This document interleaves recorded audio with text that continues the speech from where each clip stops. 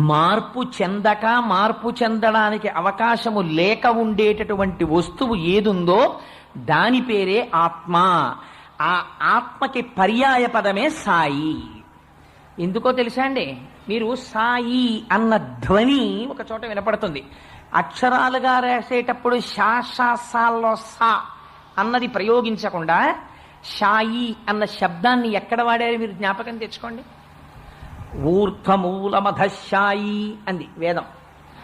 పైకి కిందకి పక్కలకి వ్యాపించినటువంటి కాంతి స్వరూపము ఏదైతే ఉందో దానికి షాయి అని పేరు, శబ్దరూపంగా. అందుకని ఇప్పుడు షాయి అంటే ఎవరు? అంతటా వ్యాపించినటువంటి వాడు.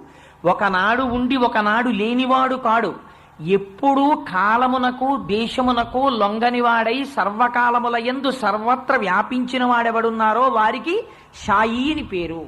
మీరు మరొక రకంగా